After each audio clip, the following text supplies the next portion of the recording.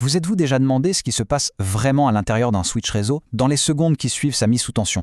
C'est un processus caché, quasi invisible, mais qui est pourtant le pilier de la stabilité de nos réseaux. Aujourd'hui, on va décortiquer tout ça étape par étape. Alors voilà la question. On branche, des lumières clignotent, on entend un ventilateur, et puis, plus rien, jusqu'à ce que tout fonctionne. Mais entre les deux, c'est une séquence d'opérations ultra précises qui se met en place. C'est ce voyage au cœur du démarrage qu'on va faire ensemble. En gros, le switch suit une feuille de route super logique à chaque démarrage. D'abord, il fait un petit bilan de santé. Ensuite, son cerveau, le système d'exploitation, se met en marche. Après ça, il va chercher ses instructions, sa configuration. Et pour finir, on verra comment cette connaissance nous sort de situations bien compliquées. Allez, on commence par la toute première étape qui est cruciale, l'autotest. Il faut imaginer qu'avant même de penser à connecter quoi que ce soit, le switch se pose une question existentielle. Est-ce que je suis en état de fonctionner ? C'est une sorte de check-up complet avant de commencer sa journée de travail. Ce processus, ça s'appelle le POST, pour Power On Self-Test. C'est la toute première chose que fait le switch. Son unique but, s'assurer que ses composants vitaux, son corps en quelque sorte, sont en bonne santé. C'est une sécurité absolument fondamentale. Pendant ce POST, le switch passe au crible les éléments essentiels. Son processeur, sa mémoire vive, la DRAM et quelques autres composants de base. Et attention, là, il ne plaisante pas du tout. Si un seul de ces tests échoue, c'est terminé. Le processus s'arrête net. Le switch part du principe qu'il vaut mieux ne pas démarrer du tout que de mal fonctionner et potentiellement perturber tout le réseau. Bon, le matériel a le feu vert, le check-up est réussi, le corps est sain. Maintenant, il est temps de réveiller l'esprit. Le switch doit charger son intelligence, son système d'exploitation. C'est ce qui va le transformer d'une simple boîte en métal en un équipement réseau intelligent. Et ça, c'est le rôle du bootloader ou chargeur d'amorçage. Imaginez-le comme un petit programme très spécialisé, une sorte de bibliothécaire ultra efficace. Sa seule et unique mission, c'est d'aller trouver le gros manuel d'instructions, c'est-à-dire le système d'exploitation iOS qui est stocké quelque part dans le switch.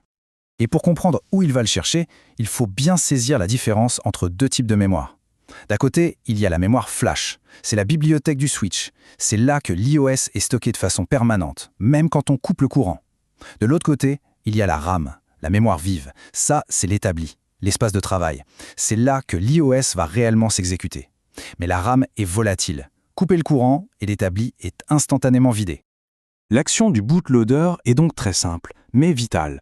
Il va dans la bibliothèque, la flash, il trouve le fichier de l'iOS, il en fait une copie qui vient poser sur l'établi, la RAM. C'est seulement à partir de ce moment-là que le système d'exploitation peut s'ouvrir et commencer à fonctionner. Parfait. Le switch est maintenant réveillé, il est intelligent. Mais que doit-il faire exactement ? Comment doit-il se comporter sur le réseau ? C'est un peu comme un agent secret qui a besoin de recevoir ses ordres de mission. C'est la troisième grande étape, charger ses instructions personnalisées. Et ces instructions, elles sont gardées dans un troisième type de mémoire, la NVRAM. C'est une RAM non volatile. Pensez-y comme un post-it magique qui ne perd jamais son encre, même si on le débranche. C'est là que le switch conserve son fichier de configuration de démarrage, le fameux Startup Config. Donc une fois que l'iOS est lancé et tourne dans la RAM, sa première action est d'aller voir dans la NVRAM. Il cherche le fichier Startup Config et s'il le trouve, il le copie à son tour dans la RAM. Et là, ce fichier change de nom. Il devient la Running Config, la configuration active. C'est cette configuration qui dicte en temps réel tout ce que le switch fait.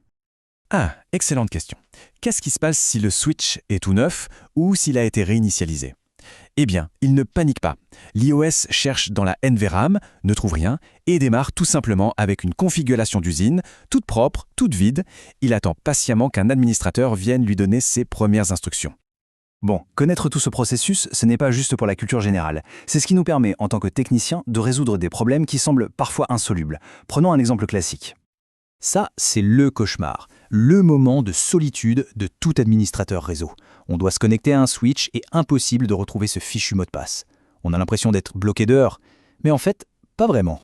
La solution, c'est de pirater le processus de démarrage qu'on vient de décrire. Si le mot de passe se trouve dans le fichier de configuration, eh bien, il faut tout simplement empêcher le switch de charger ce fichier. On va lui dire d'ignorer volontairement ses ordres de mission. Et pour faire ça, on utilise un code spécial, une sorte de cheat code pour le switch. Il faut modifier un paramètre qu'on appelle le registre de configuration. En changeant sa valeur pour 0x2142, on envoie un message très clair au bootloader.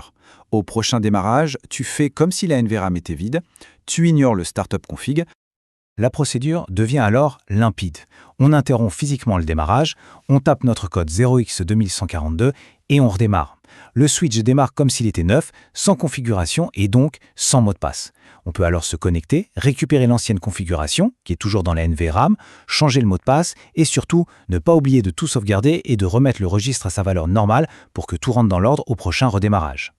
Finalement, tout ce processus nous montre une chose, ce n'est pas une simple suite d'actions au hasard. C'est une cascade de validation conçue pour une fiabilité maximale. Chaque étape est une brique qui s'assure que la brique précédente est bien en place avant de continuer. C'est ce qui rend nos réseaux stables. Et ça nous amène à une dernière réflexion. Comment est-ce que cette séquence si méticuleuse et exécutée par un seul appareil devient en fait le fondement de la stabilité d'un réseau entier, avec des dizaines ou des centaines d'appareils? Eh bien, c'est parce que la force de la chaîne dépend de la fiabilité de chacun de ces maillons.